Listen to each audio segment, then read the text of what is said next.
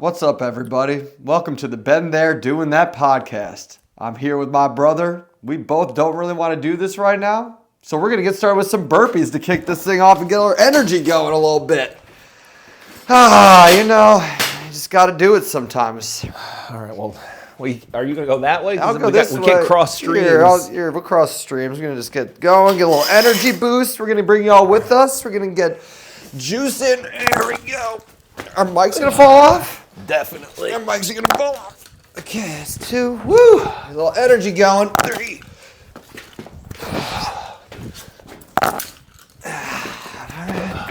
If you're watching this on the internet, you can't make fun of our form. We have bad backs, so we have to do an altered version. It's a variation to protect ourselves. Yeah, this isn't about the workout. This isn't about the workout. This is about us doing what we need to do to give you the energy you need from us. And that's what this is all about. One more, baby. And then a little bit of that. All right. This is my brother, Dana.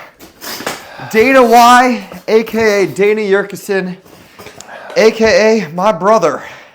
So, before we get into this whole thing... Let's just keep ruining the audio. All right, so what do you think about I'm hearing... Oh, shit. What the fuck? In Dad's garage. Come on. All right, let's settle in. So what's your favorite part about being my brother? This.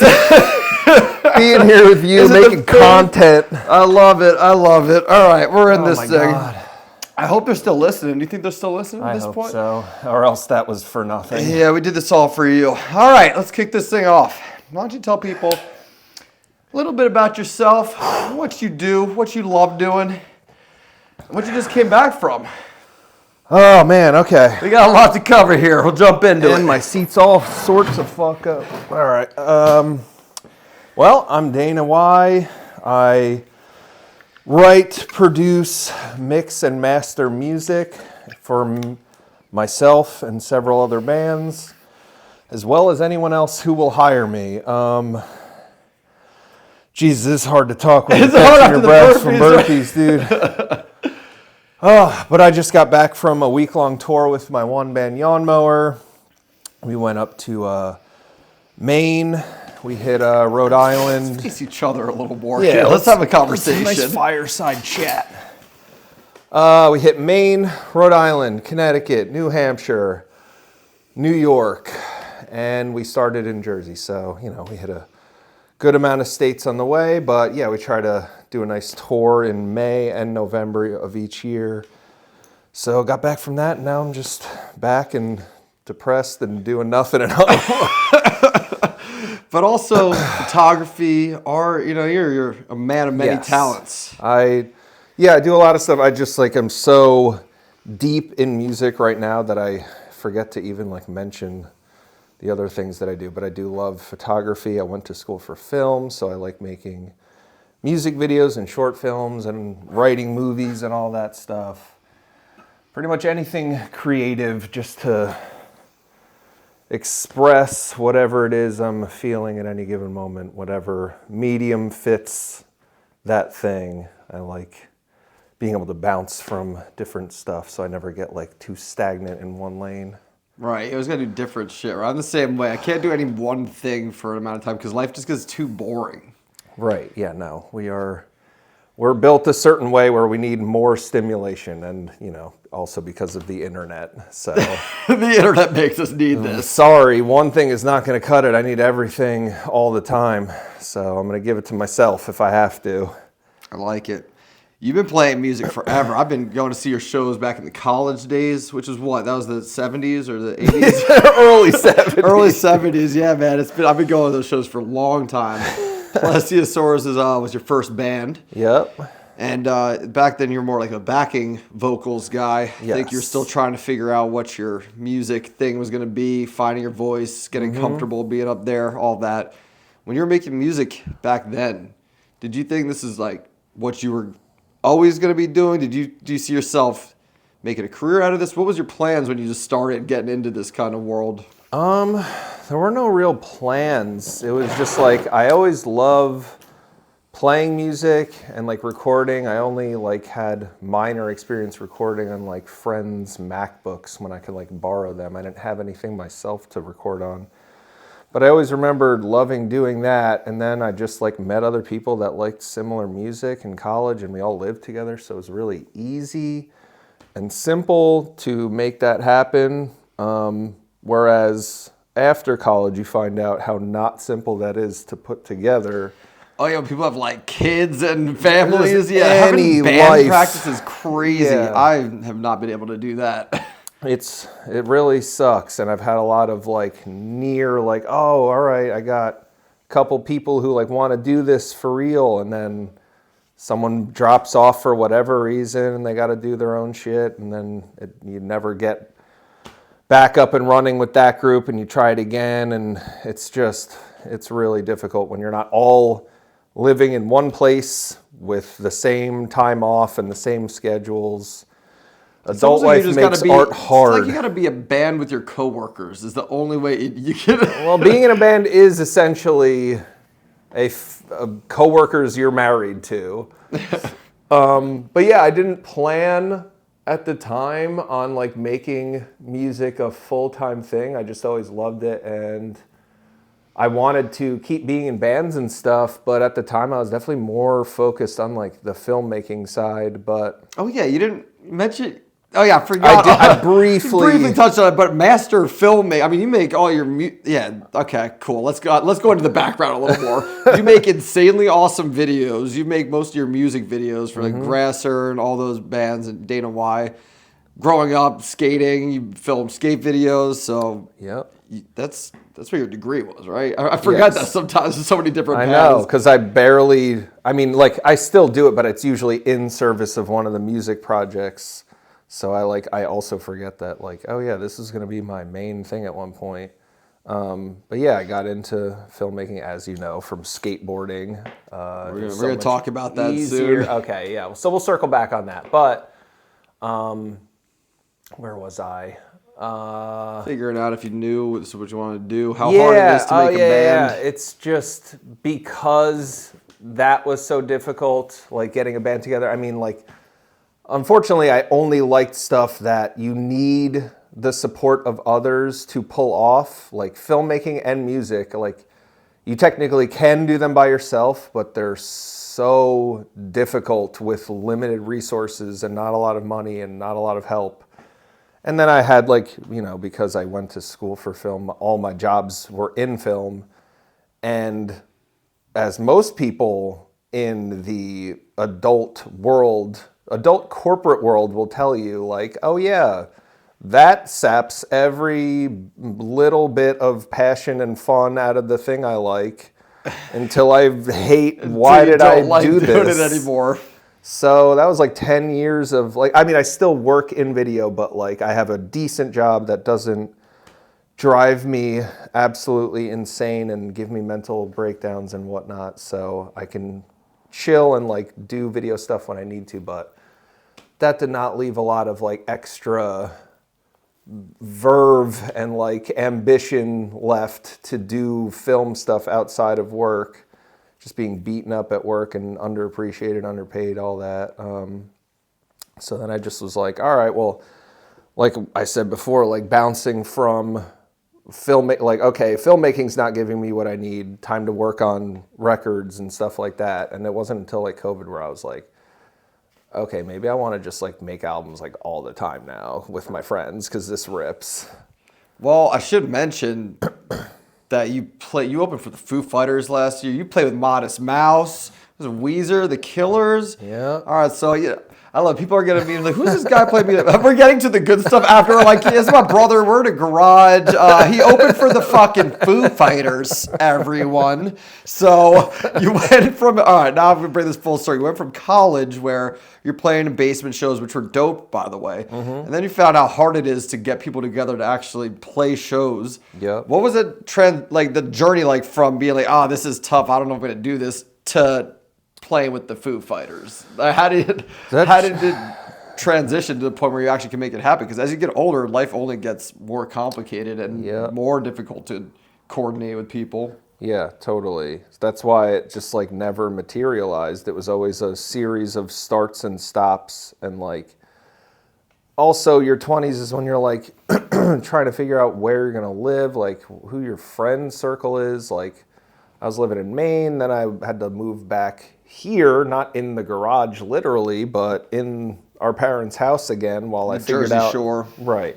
Where I figured out where I can go next. And then I moved to Asbury, and it still took several years in Asbury before I started like feeling like an actual part of the scene. And that was, it also just coincided with Biff, my best friend and bandmate, was also on his own journey. Like, he was doing music the whole time I was in Maine. He moved to Philly to try to make things work with his one band, and then ended up having to move home like very serendipitously. That we cannot talk about it on the podcast. It's not my story to tell. Oh, it's a very, man. if you I'll have Biff on. I'm gonna have Biff on. That is gotta a have story. Biff as a guest. That is a story. He'll divulge for sure. But yeah, so after all these years of kind of circling each other's orbits, we finally both ended up home at the same time, and that's when we can finally start making Grasser a real thing. Like, he just kind of asked me to write some guitar stuff, and then he's like, oh, by the way, you're gonna sing the lead vocals. Be I wrote all the lyrics, and I was you've just never like, played a front man in a show Nah. without an instrument in your hand until then. yeah, so that was like very nerve-wracking. I never record vocals in front of other people either, so I was just like at his apartment in Philly, and I was like, yeah, I'll try it. So we made like the EP while he was still living there, and then he moved back, and then I moved back, and then we could actually commit more time. That was like right before COVID, and then COVID happened, and that's when we were like, we gotta make our first like album together. We had just started it previously, but that was like, That album's so good. thank you. That was like the moment. That was kind of like, that record was the transition from the before times of like struggling to make music a thing into like now it's like pretty much 90% of my life, I'd say, because he gave me the keys to his like most special band and like let me produce it and let me like mix it, and he gave me a lot of creative control over that, and it like helped me also just like figure out how to sing and like lead a band in that way, because I was always like mixing my voice like real low back. I was like, let's do shoegaze. But you got a good, you got a great voice, so you can't. So yeah, show them your. I feel good about it. You see that? You see on command that fart. I usually say no immediately when I'm asked to do something, but that just felt right. That was a good I will not one. fart on command now. So yeah, I'm like comfortable with my voice now, but it took years to get to that point. It was like, it's scary singing in front of other people, and I also didn't know how to sing as myself. I can only like imitate songs I already knew and stuff. You had to find your unique style. Exactly. It took years to get there, but like I'm finally at a place where I feel comfortable performing and singing in front of my friends and all that stuff. And that was all because of like Grasser and me and Biff's trajectories finally aligning. And then we now have like our core group of friends that are like, because this is the tough part as an adult finding bandmates, is like dependability, our artistic sense, Collaboration. ability to collaborate, and that's kind of, it's like just a couple simple and like, do you like hanging out with them? Yeah, because you might shred music, but if you don't like chilling, that sucks. So if you get all those things, you stick to those people like glue, and now all of our bands are basically the same 3 or 4 people. How many bands are you in? How many bands help me now? out with this. We got Bristler, which is Rudy's project. That's me, Biff, and Rudy. We have Dana Y, which is me, Biff, and Rudy, which is my project. We have Yawn Mower, which is me, Biff, and Rudy, and Mike as the singer. There's Scumming, which is Biff and Rudy. I have Fashion with my friend Joe. Doc Emmett. I play guitar in Doc Emmett. There's Grasser, that's me, Biff, and Nick. Which I'm waiting for the show. Come on, Grasser. Wait, what show? Just playing for live? For Grasser playing. We will, because we have our next record coming out in August, so we're finally trying to figure out how to perform sometime around that time. So a lot of shit cooking now. So you've been making music forever. I've all your old albums. You used to be Static Sex before Dana Why. So we'll talk about why you transitioned the name. But when you were making dope music, you're putting it out back in the day. And I remember you were just putting all this great stuff out there and no one gave a shit. Just like me and a lot of my content too. I feel like this, You just do as it a 'cause creator, you you have to like work through no one giving a shit. If you can't handle that, you're don't get to the good part. Nah. You have to be able to just deal with, okay, I made this awesome thing. take Especially on Instagram. I put out so many passionate things and I get like 4 likes. Yeah. But then I put a stupid video of me screaming people about are the like, Super "That's Bowl. so funny, That's awesome. hell yeah." Like, but what about when I talk about my business and What I ask about you to when I follow? open my heart? I open my They're heart like, and 4 "No." people like my No, business I don't page. think so. So I guess a 2-part question is, how did you get through that? Even when you're putting your heart and soul out there, it wasn't really getting that much attention. And what advice do you have for people who are putting stuff out and not getting anything back? So I guess. So how did I do it? Well, you just feel really bad. But, excuse me, the one important thing is don't quit. Because most artists eventually quit and just move on from it. And the one leg up you can have, that really doesn't take any effort. It just takes a strong will. Takes not right. You just have to not give up. And just by not giving up, the longer you stay in it, the bigger of a leg up you're going to have on all the people who just kind of like let that lack of response and like praise get to them.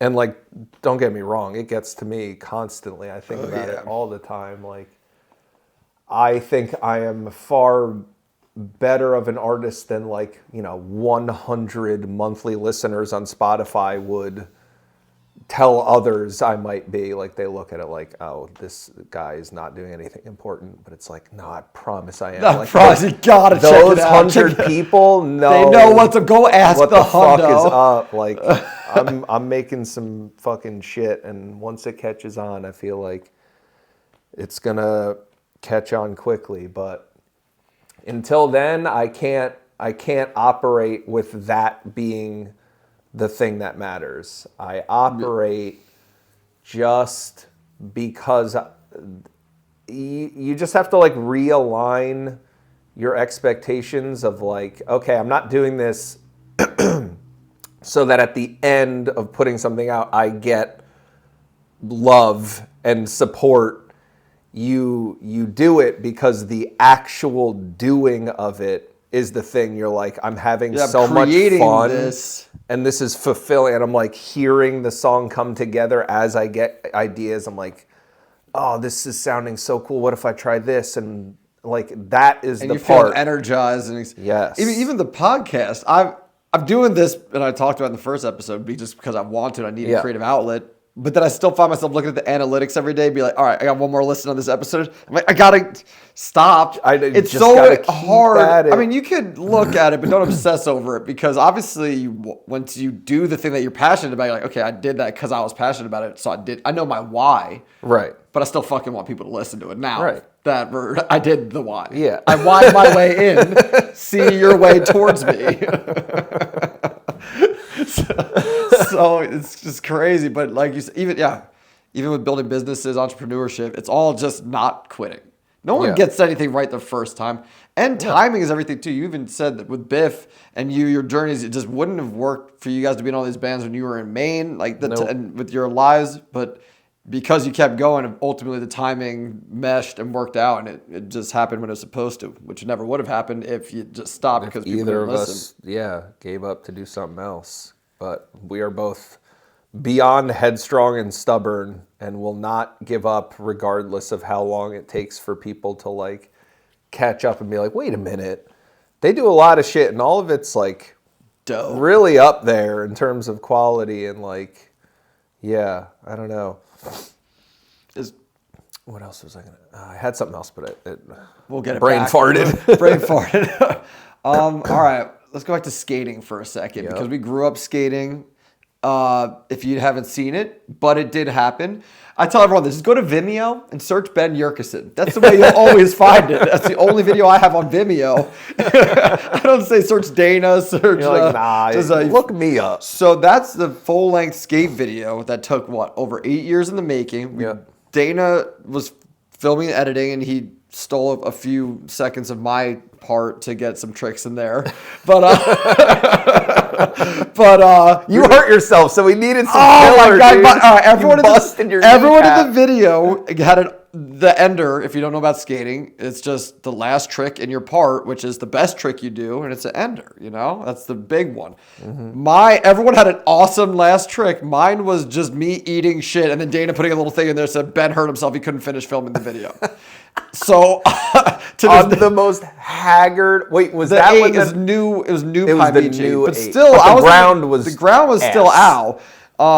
So the clip's in there, but yeah, I went to do 180. I stuck it the one time, started rolling away, got excited. Yeah, we were like, yeah, I got this. Got it. Then I did the 180, but then like bailed midair, and then just down 8 stairs, just took direct landing onto my knee. Dude, ow! I still see it. And I remember I was on the ground, just in excruciating pain, like unable to move. And Dana's like, "Dude, get up! You got this, dude. You got this still." I'm like, "Fucking got this! I can't walk home 2 blocks. I don't got walking, dog." So, but that was a testament of not giving up, because the whole movie's called "But It Did Happen," because everyone gave up on us. Even I'm thinking this video was going to come out because we were filming it forever, and then I went off to college. High school. Yeah, high school, and then I went off to college, and I remember that last year you're like, "Ben, come home, film a couple more tricks. We're wrapping it." Yeah. So just tell us a little bit about the process of kind of like what inspired you to close out the video, and like what that was like, and how does that tie back to any of this? Make it make sense. Yeah. Okay. Yeah, I think it was just because we committed our entire high school lives and even like some middle school and into college, like to skating and filming our friends and like capturing all of our trips and all of like just the hardships of like what it takes to get even a single trick on tape. So tough from the skater perspective and the filming and the film, and it hurts so much. A lot of injury and ailment worked through, but yeah, it was just like, well, we've been filming for so long, like, okay, like even if we have like Mark's part and Mitchell's part, they both have clips when they're like 6 years Mitchell younger. Mitchell went through like 8 body transformations. He's a little skinny boy with long hair. Then he's a bodybuilder with chains and Gucci and a wife beater. He looks like he's on the fucking Jersey Shore cast. He looks like a Jersey Shore. You guys got to see the video. You'll see he's all Mitchell. Different styles in that. But yeah, it was just like, all right, I'm not like...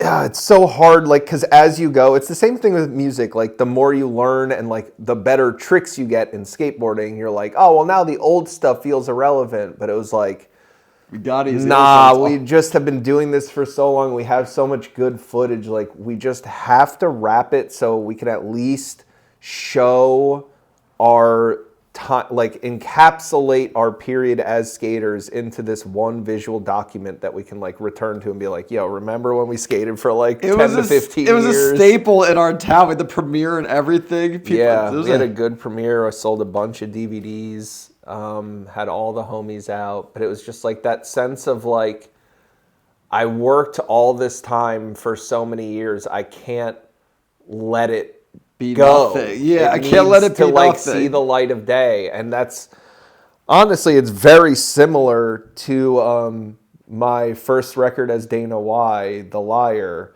because that was something I started when living in Portland in 2015 with my friend Ryan Harris. who's also my business partner. There you go. It all feeds into itself. He'll be a guest in this podcast too if I ever get him. Hell yeah. You got to nail him. You got to go to his house. He's got a chitlin.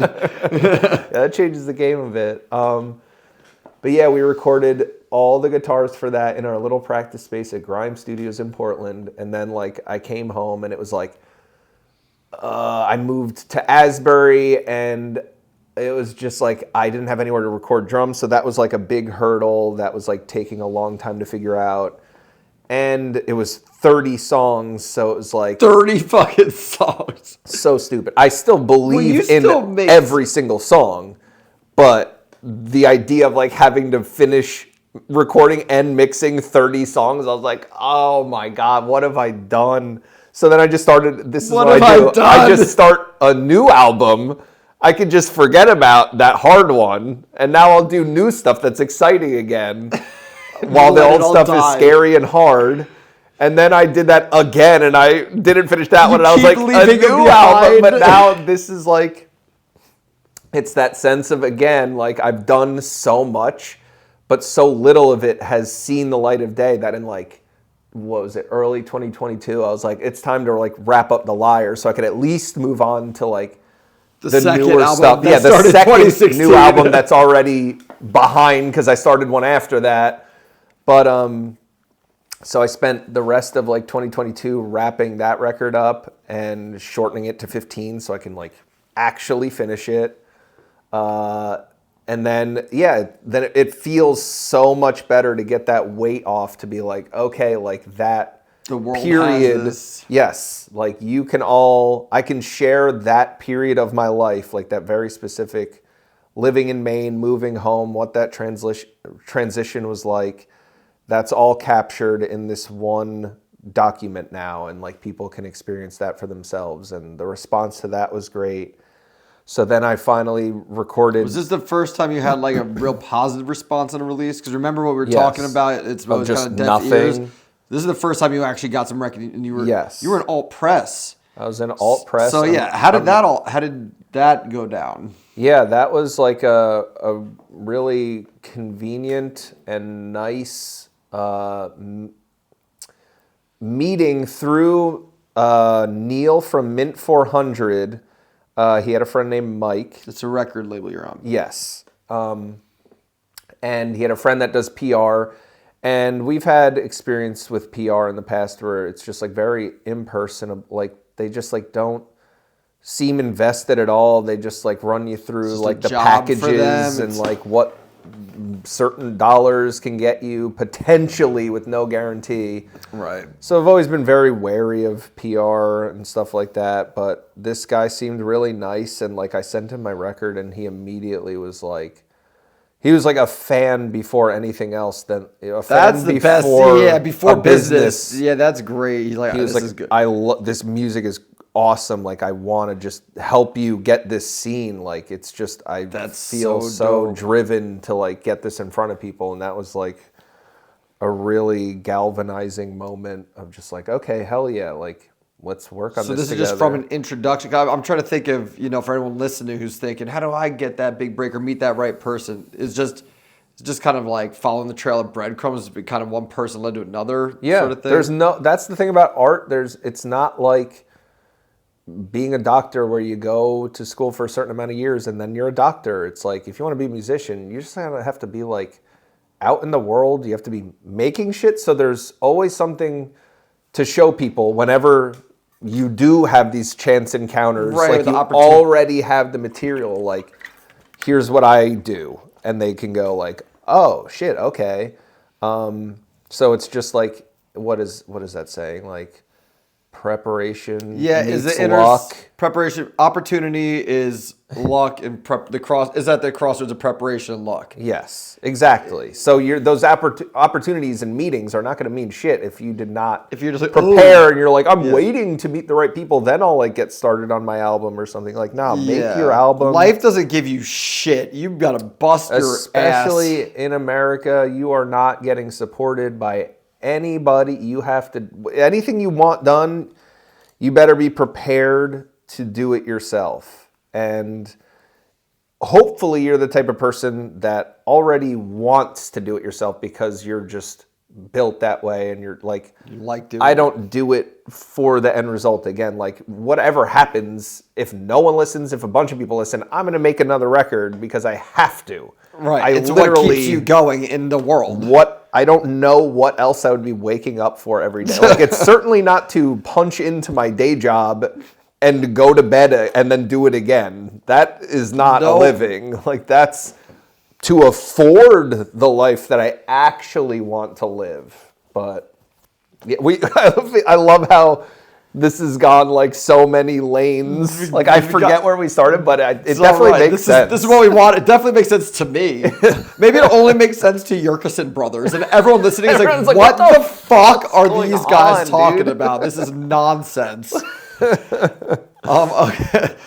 All right, so now I'm getting back on track. All right, not giving up, never surrender, sleep is when you're dead, no quitting, earn cash, make dough, step on people as needed to get to where you want in life. Capitalism, dude. All right, so just to tie the bow on the skating bit, that's just another thing where it's just like about getting something out there. And even as one of the skaters from it, I gotta say, just to throw myself down like 10 stairs and just eating shit for like 3 to 4 hours until you get the one landed trick. Yeah. That's a determination that carries your whole life. That's why I've been able to keep going after failing so many years as doing my different things I do. Skating is a great teacher. It is a great teacher. The asphalt is not. It's unforgiving. It is not a foam pit. It's the earth. The earth that man built something hard on top of. Oh, what's this soft ground? Oh, we can make this hurt more. We can make this hurt a lot more for the skaters that are going to start skateboarding in 100 to 200 years. Whenever we figure out what skateboarding is. Oh, okay. So, all right. So, how does it feel that people were starting to listen and enjoy? We're talking about, getting your big break and actually having people pay attention with your first release. Mm-hmm. Yeah, that was super rewarding. Like, people were reaching out for weeks and weeks, just like really heartfelt texts and like DMs on Instagram about like which songs were their favorites and like how like all the details they could pick through sonically and like all the little things they found interesting. There were people like pointing out stuff in my songs, like different threads and details that like connected to other bits like that I was too close to the record to even like, I've been working on this for years, dude. Yeah, like, you're not. I couldn't make that connection at all, but like it was cool to like just hear other people's perspectives on the art. But that's like why you do it and why you can't hold on to it. Like, because you never would have got those perspectives if you just kept making it just for yourself. Yeah, and I got like on Alt Press. I was in American Songwriter. I was on my video for Jersey Devil. That was a big one, right? MTV. Wait, you played it after Rihanna? Yeah, I was sandwiched in between like Rosalia and Rihanna, I think. That was fucking tight. Dana White covered in blood. Yeah. I filmed this in my apartment, and I'm after Rihanna, dude. This is fucking psychotic. That's crazy. Yeah, so that was the first time like between like the local scene supporting me and just like getting onto some like legitimate publications and like doing a bunch of interviews and stuff. I was like, yeah, this is fucking tight. I will work as many years as I have to even get like a little bit of this again. And like it just like it all feels worthwhile. Even like when you just get like a text or two from somebody saying they like really loved your song, that's like, hell yeah, then I'll make another one. Okay, like, cool. That's all I need. I'll keep making just them. Keep me in the game. That's sick, dude. Let's talk about pro wrestling for a second. What's the immaculate transition? There was no segue there. I'm just thinking, when can we start talking about WWF? You're just sitting there thinking about Stone Cold smashing, and you're just going. I'm just like, music. What about adult men in underwear fighting slamming each other? What's the best match of all time? Dude, that's either got to be I know my Hell in a Cell with Mankind and Undertaker. Yeah. Or the TLC match with Hardy Boys, Dudley Boys, and Edge and Christian. That's the correct answer. No, wait. It wasn't. Was it Perry's? No, wait. Hold on. There was. I think it was Edge and Christian because they won it. Wait, I was thinking about the one with Too Cool, where everyone against like Chris Benoit, Perry Saturn, and all that, and then everyone did their special. Rikishi did the poop stain Patterson thing, dude. That's different than what you're talking. All right, the Hardy Boys. Okay, I think we can agree that the Mankind Undertaker is probably the number one match in the world. That's Mankind. Dude, he took it through it on the mat.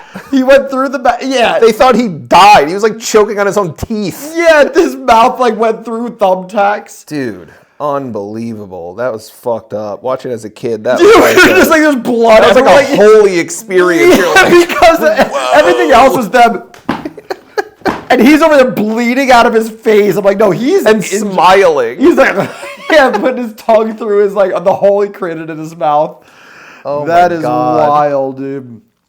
So yeah, but the Hardy Boys, Jeff Hardy. I mean, he. Come on, Swanton bomb off like the 20-foot ladder through a table. Unbelievable. That's crazy. That's just pure athleticism. It sure is, dude. And now he's making. You're gonna tell me that shit's fake, dude? No, yeah, that's not fake. And also, he's a musician now. I see. I bet it sucks. Didn't sound too guarantee. But he was out in a field singing a song. It did sound a little bit like a. How was your tour?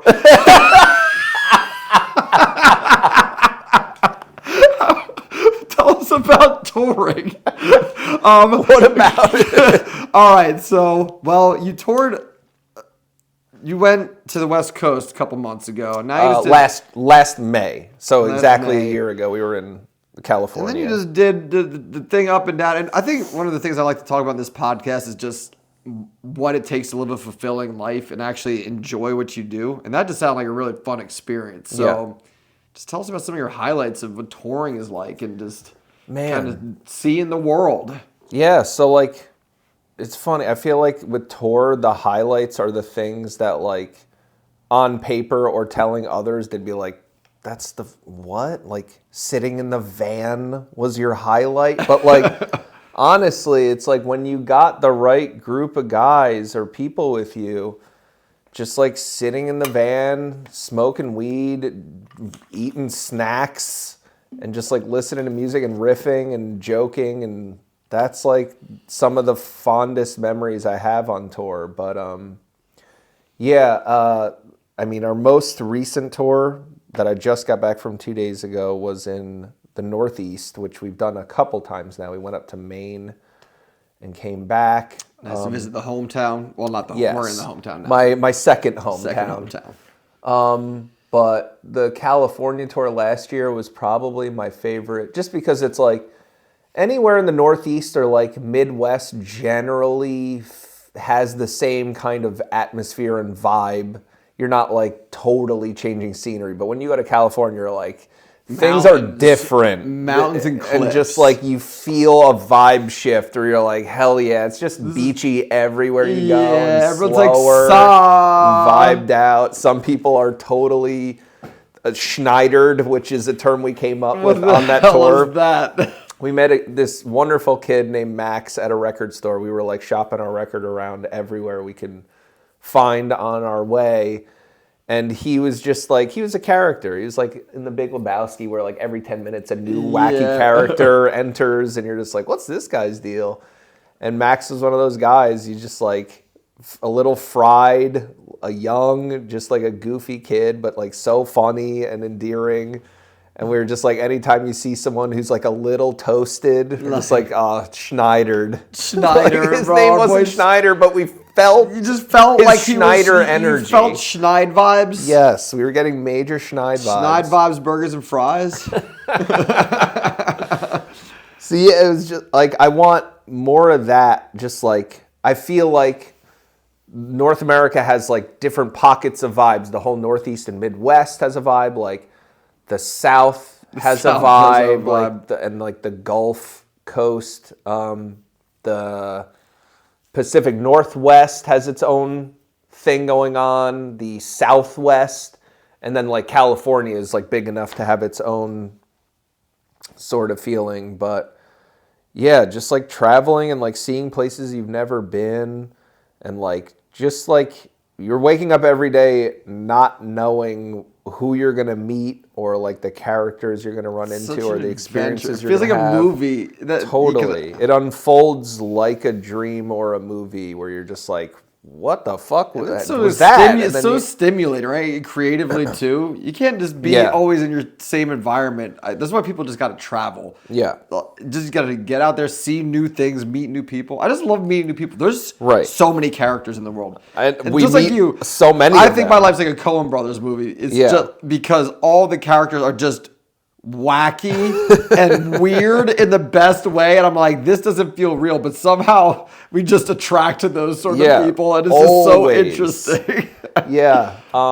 Oh, dude, speaking of wacky people, on the not Hive cool vibes thing, tell us about when you got chased by the blood man in Maine. That's got to be a story. Hard left turn. Yeah, I'm just speaking of characters. Well, that was cool because I also... That was cool because... not that was cool, but it was cool being there this past week with Yawn Mower. So I didn't get to like, yo, what's up, dude? I remember you. But we like went exactly where that all happened, and I was like, so this is where I ran away from this guy. So basically, me and my friend Ryan went out to eat one late night on Congress Street. I think we went to Congress Bar and Grill. It was like 10:30 when we finished, and we were walking home on Congress. We like took a left on it was right after the comic book shop on Congress. I forget what street that is, but it's a little side street, and there's just a big, burly, bald man with no shirt on and blood just like profusely running down his head and face all over his chest.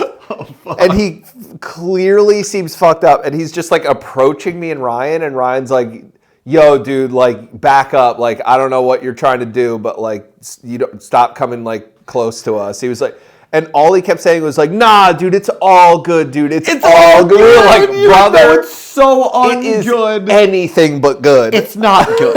Unwell is what this not a good. Is it not a good? You're not good. We're not good. So we just like kept approaching, and we just like didn't know what the fuck this guy's deal was. And we like, he kind of gets like in between us where like Ryan starts backing up into like a parking lot nearby, and I'm split off on the other side of this guy. So he kind of like separates us, and I'm like backing up down the street.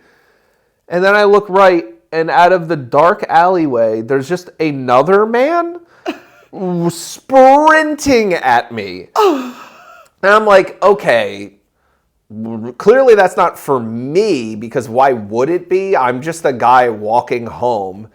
But like a couple seconds pass, he doesn't like change his angle. He just like stays at me. So I just like fully freak out, and I just start sprinting away going, why? Why? What are you doing? Why you don't know me. What is any of this? Oh my God. And I just bolt as fast as I can. I take a right on Spring. I run like another block, and I like turn around to catch my breath, and I'm just like waiting for anyone to turn the corner, and I never see these people again. I take a long way up like a State Street, and I see Ryan hanging at the corner next to LFK. Jesus. And we just like, we meet up, and we're like, dude, what the fuck was that? What is going on? And I forget if that was a day before or a day after, where we went to the movies and came and like walked home up Spring Street, and there was just a trail of blood for like 9 blocks. What's going on with Maine, dude? I've talked to all my friends living there at the time, and they were like, bro, we have lived here for years, and like none of this type of shit has happened for us. And I'm like, dude, like me and Ryan are running into, so it's the same, like we just good and bad weird shit. There was like handprints like smeared on like cars along the way, like on window fronts of like shops and stuff. Just like the weirdest shit. Yeah, I don't know. Weird as fug. Everywhere we go, we're just like bringing out, there's like some sort of aura that's just like, hey, It's the Yurcisin that aura. guy, let's go over there and see what's up. More extraordinary in a strange way. For better extraordinary. Yeah, ordinary for better and for worse, because it's not always good, but hey, you got to take what you can and run when you can't. That doesn't even make any sense. Take it sounded what you good, can dude. and run when you can. That's the name of this episode. Hey, Descript, the AI transcript generator. Make sure you remember that that's the episode title. Thank you. Thank you. Cool. That's crazy. Yeah, I wrote a song about it. It's called Night Be Kind. It's on my album, The Lyre. So if you Lyre, Lyre, because if you're listening to that, you would think that is a untruth teller. I don't think about these things. Yeah, so that's a great album, by the way. Thanks. Is that one with Sleepwalking? No, Sleep Driving is on Static Sex. Yes, my last Static Sex album, Fire Ride With Me, which is on streaming also under Static Sex. Why the brand change? That coincided with starting to get more serious with Grasser and like finding my voice and just being like, yeah, it's time to just move on from this thing I made in college that was like just a jokey, dumb thing based on Static X. I was like, probably just do my name. Like, You're like, and like with like WHY, be a little edge. a little edge. You're Dana Y, and I'm Ben there doing that. What's What going the on? fuck? It's the brothers. Dude, we got to do a tour together where it's a live It's podcast. why they're doing that. Why they're doing Ben. Why is Ben the only name in there? Yeah, because I called it. Of course. Did I ask you a question? Not Yeah, recently. the brand change. Yeah, yeah. So that was Not recently. He says. I'm waiting for you to ask the at next some point. host. Direct me, bro. I don't know what's going on here. I'm trying to smoke weed. Let's get this wrapped up. So, yeah. We are going to smoke weed after. It is Mother's Day, not at the time of release, but at the time of recording. And instead of spending the day inside with our mother, we're in the garage on beach chairs talking to each other about our lives. Mom's just like, my sons are home, but I don't know. But I am not hanging out with either of them. So we'll wrap this soon so we can A, smoke weed, and B, spend time with Mother. Okay, just a few more to wrap us in and close us out. Life can be fucked up sometimes and get you down, especially in the creative journey. There's the ebb and flow, the ups and downs. Do you have any tools or tricks that you use when kind of on those lower points in life, when you're just like not feeling good, depressed, or just discouraged? What keeps you going that you might, because a lot of people I think that listen to this probably have either businesses or creating something. So they're either they've gone through it or they're going to go through the shitstorm of hellfire. How do they do it? How do you do it? Oh, man. That's a tough one. Even when I feel like my worst, I still feel like creating anything is like at least gets me engaged enough in my day that I can get to the next one. And if I can just keep stacking days on top of one another where I make it to the next one, that's it. Like sometimes there's just going to be nothing you can do, which is the hardest part, because I like feeling like I have agency and can like, okay, what task can I do to get closer to feeling better? Right. But when there's no task, you're just like, fuck. Like, I just have to exist. Sometimes it's just time. Like I've found, like, 'cause I know things I can do where I'll like go for a walk or like go to the spa.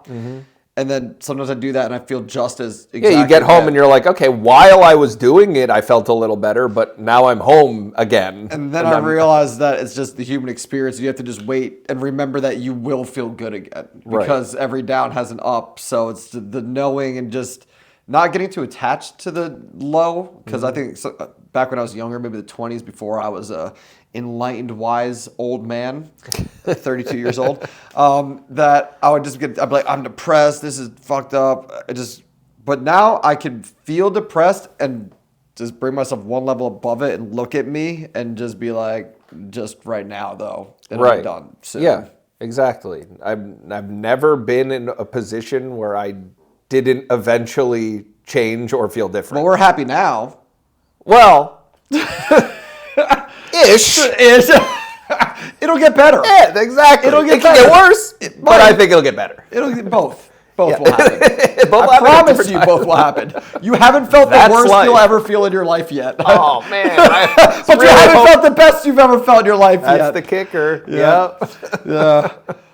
The higher highs are coming, and so are the lower lows, but don't think about those right now. Don't think about them. It's not important. You'll get through them. Again, it's just like, yeah, literally sometimes there's like creative endeavors help me get through a lot of my hard times, but sometimes I feel so bad like that's I don't even have the motivation. Like I literally don't want to do that stuff. I just like cannot move on from my feelings, and just like I get stuck and I'm just like, well, I don't want to watch something because then I'll just like start thinking about the stuff that sucks, but I don't have the energy to fully engage in doing a thing. So really it's just like you gotta like try to let go and just like let time heal things out. Yeah. Which sucks because you have to give up control, but that's just life. You gotta. We're not in you control. slowly realize like you do not get to. You can be in the most control you possibly can, but there's never you get full to control. Influence the direction, but you're not picking it. Which is also why adaptability and agility is very important in life. You got to be able to switch gears in your head if things don't go the way you expect, because they generally don't. Most of the time, they're not going. So that get way. ready for it. Yeah. All right, a few more wrap-up questions. Manifestation's been impacting your life in a positive way lately. Mm-hmm. I've been preaching the manifestation choir. Gospel. What's the saying? Preaching the gospel? Preaching the manifestation. Preaching the word of manifestation. Preaching the word of manifestation. And I mean, shit, especially when I do like the Wayne Dyer manifestation meditation, it's undeniable, and to the point where so many times it's happened in my life where things I'm manifesting actually happen. Yeah. That it can't pretend that it's not real. Yes. So how has it been helping or impacting your life? I mean, yeah, like since you put me onto it, I've been doing it almost, other than like when I go on tour and like don't have a room to myself, like I've been doing it like every morning and every night. And it's hard to talk about without like divulging too much, because it like I realize you can't say much. Once you set me up for it, you're like, oh shit, it's not music related. It's kind of like personal. It's a little deeper than that. Tell everyone. But like without getting too much in the weeds with it, just like the things I have seen and the different coincidences, and I'm putting that in quotes because like too many of them have happened where I'm like, this is not a coincidence. Like I see things actively unfolding in a way that like I am like putting my mind's energy towards. And I'm just like, this is focus makes crazy, things happen. Dude. You know, focusing your energy, that does influence shit. Just like a very brief thing that happened recently. I don't think I mentioned this to you, but when I was watching Bella before my tour. That's our parents' dog, our sister. So I was here watching Bella by myself, and we have these like string lights over our fire pit back here, and occasionally, even when they're off, they just start flickering. That's grandpa, dude. That's what our mom says, and I'm washing my hands in the sink and I see them all flicker, and I go, hi, Grandpa, and a cardinal just flies directly into my sight, right, and lands where my eyes already were looking. And we both have cardinal. We both have cardinal tattoos. Let's go show if anyone's watching the video. We both got these because our grandpa is symbolized by the cardinal. And he was an artist. Yes. So you said hi, Grandpa, and he straight up just sat down. Yo, dude. No, this you're like, crazy. Can't deny that. That's the realest thing possible. So, well, yeah, awesome. I believe in all that. However hippy-dippy it makes me sound, I don't care. There's like spirits or energy or something guiding the human experience. And if you I feel like everyone has the same ability to see it. It's just a matter of like recognizing and listening to the listening signs. And looking for it. Yeah. I feel like a lot of people are just like closed off to it and it doesn't even register. Sleepwalking through life. And these same weird coincidences are happening to them, but they just miss it. See it. Yeah, literally. Which sucks because I feel like we all have like our spirit pack of ancestors. Mm-hmm. We're gonna get all spiritual, but I mean for real, it's all there and just gotta look for it. Yeah, you just gotta be in tune and open to it, and you too can watch your future unfold before your very eyes. Now that's some goddamn wisdom right there. All right, closing out. Yes. This is all about living fulfilling lives. I mean, I'm actually shaping this podcast week by week and figuring out what it's all about. By the way, how you liking it? We covered a lot of ground, right? Super chill, yeah. Start off with the burpees, we're bouncing around. You're going to help me get the theme song together, so that's a separate time. But what does it mean to live a fulfilling life? For those listening, just like, how can the listeners, live a more fulfilling, happy existence in general? I feel like it's different for every person, but I feel like every person has their own passion and thing that just makes them feel whole and feel like the alive. Most true version of themselves. And some people like take years to find out that thing, and some people don't find out what that is at all because they're just like go down the path that we're like taught in America that is like the right path, where you like go to school and get a decent paying job, and then basically what they want you to do is just commit your whole existence to like make a corporation a bunch of money and forget about your own childlike joys and like passions, and like slowly shed them and just become like a cog to serve some greater boss. And it's just like, we just gotta like collectively break away from that line of thinking. And it's not about, oh, okay, well then try to find a job doing the thing you love. It's like, it's not about the job. Like, try to find a job that just doesn't fucking kill you. Yeah, then you can side hustle your Then passion. you can like have the mental bandwidth and energy to still follow and indulge in all your passions when you're not doing that job. The second your job is the thing you take home and like causing stress outside of your job, and that's just your whole you're already existence. You've failed the game of life. That is like the ultimate fail, when you just wake up every day and serving a thing that makes you upset. And that's a lot such of a people bad way to do live that. every day. A lot of people do it. You have a beautiful world, and you can have a beautiful human experience, and that just sucks your soul out. Yeah. So you just gotta listen to the child in yourself. Fuck around, literally fuck around and find out. Yeah, fuck around and find out in the good way. Like, even this podcast, this is me fucking around and finding out. I don't even know how to do a podcast. I'm just fucking around. We're doing it. I didn't know how to mix music until I started doing it myself. I was making the most awful sounding records for years, and now I make really good sounding records because I just kept fucking around. And you just gotta, once you find that thing, like, it could be anything, like stamp collecting. If it makes you feel good when you're like placing the stamps in a little booklet, like, just keep doing that. Do that thing and get rid of any toxic influence in your life, whether that be, this could seem harsh, but family, friends, job, boss. Yes, those three things. Anyone that's not loving and supportive.